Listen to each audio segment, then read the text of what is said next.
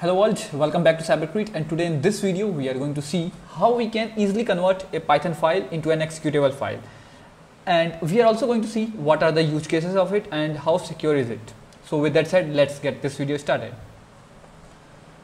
So the first thing is that why we actually need to convert a Python file into an executable file.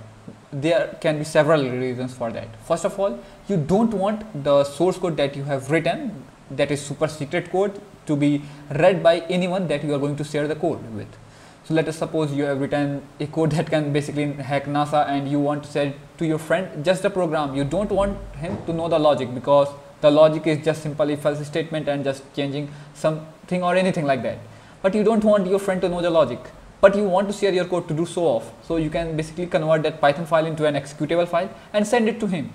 And the second reason might be that you want to make that Python file in such a way that whenever you are going to ship it to another system, they should not have the Python install and they don't need to install all the packages that are going to come with it. So that might be the other reasons for it. And yes, if you are going to use any other methods, like there are multiple of ways to convert Python files to executable files, but using those methods you can convert Python to executable, but that Python files can easily be reverse engineered. Means people can take out the code from that file. So the method that I am going to show you is basically the hardest method to reverse engineer, because here we are going to convert the Python code into DLL files that is simply written in C++, and it is compiled to low level code, and that is going to make it much difficult for someone to decrypt it. And of course you cannot guarantee someone to be 100% secure, but this is the maximum security that you can get while converting the Python program to executable file. So with this lot of talks, let us now just go ahead and do this task.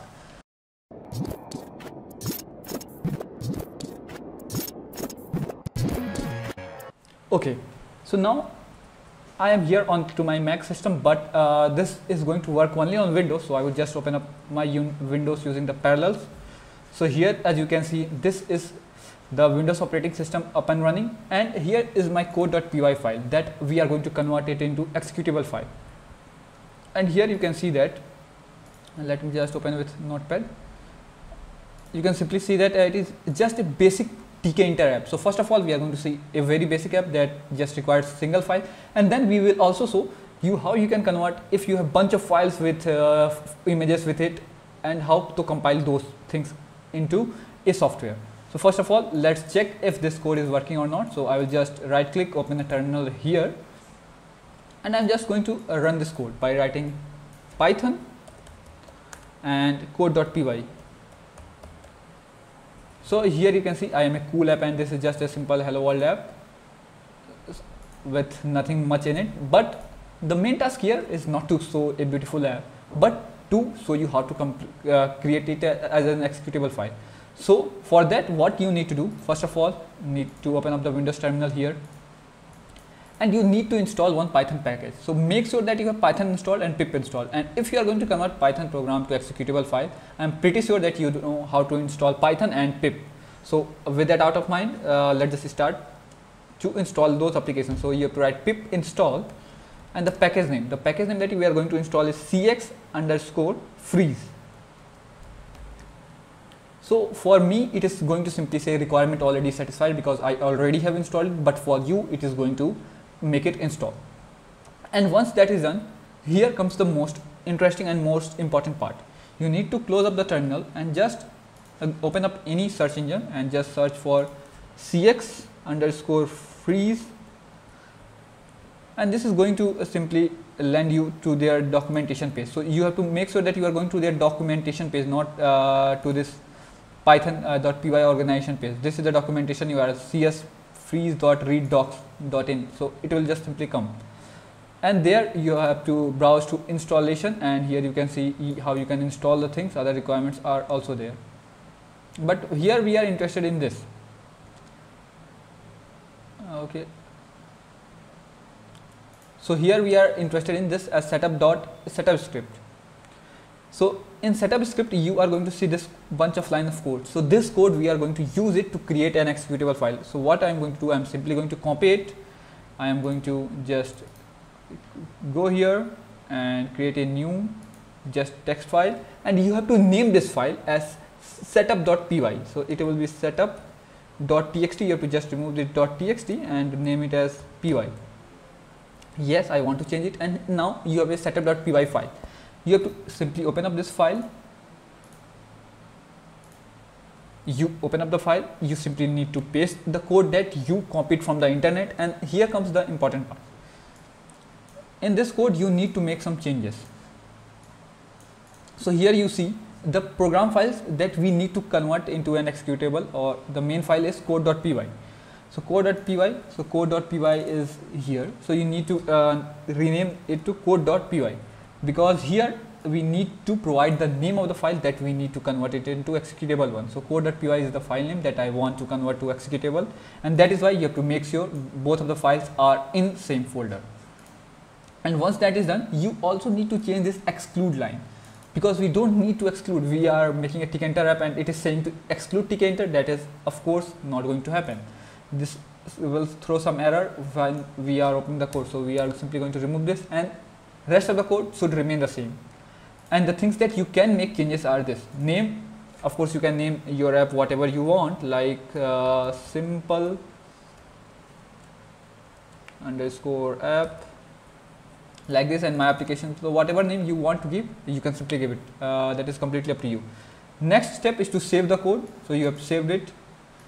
Now you just need to open up the Windows terminal. Now we are simply going to convert this Python file into an executable file, and you are going to see how easy it is as compared to other method and how secure is it all.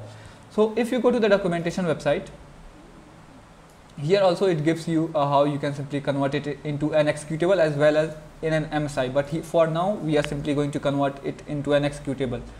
So here what you need to write, you need to write Python setup.py.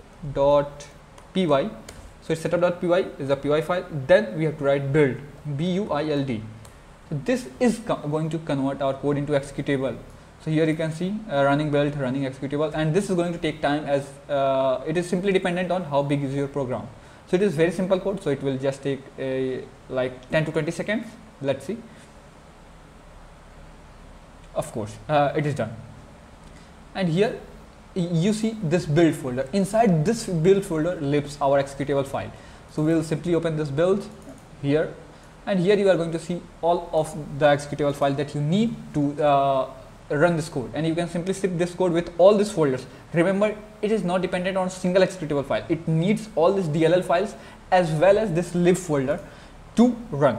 So if I run this code.exe file, you can see our app is working fine, and all the codes are not inside this executable file, but the codes are inside this python.dll file. Here is where all our codes live, and you can see this is how simple is it to convert Python code into executable, and this you can simply ship it to your friends as a zip or anything like that. And inside lib, all the libraries that are required for this program are living here. But here we have seen how we can simply convert a single file to executable. But what if you have multiple of Python files? So for that also all the steps are same, but in that what you need to do, let me just show you quickly. So let us say here is all the codes that are required to run this code, and all the codes are living inside this main.py folder. And in here I have written the setup.py, so I was experimenting. So here you see all the codes, like the main.py is the main code that is going to use all the different JPG file, all the different Python files to run my Python code. So all of them are in the same directory, and that is why the main I have written here main.py, and here I have named it whatever name I want, and I have saved it. So here is the setup.py file that we have copied from the internet. So I am going to close it up. Then again open in Windows terminal, and the same command that we used previously is the same command that we are going to use now, Python. Then again the name of the file that we have now is setup.py, and then we say build. And I need to show you the difference, like it is going to show error when you are going to do this if you are having multiple files. So here you can see, if I close the terminal now, the work of terminal is done. Here is the build, here is the executable, and if I run the executable, you can see like this is the error that we are going to get, because we need all this images file that a non-Python file to be there in our directory. So I am simply going to copy this images file. So if you have database or if you have something other than Python, then you need to copy those files into those executable folder to make it run perfectly. So I will just copy this chart.jpg, left.png, and this trader.png. I will simply copy it. I'll go to this build, simply paste it here, and now if I run my main.exe, so you can see this dashboard is simply working perfectly fine. So I will simply close this application. And this was how easy it is to simply convert your Python code into executable file. And yes, this method is the most secure way of converting your Python code to executable, and no one can reverse engineer it easily. Of course, if they are super professional, then and only then they can do it. And that is for this video. And if you have learned anything new, please make sure to subscribe to this channel, as that helps to keep on growing us, and that helps us to create a lot of content like that. So thanks for watching.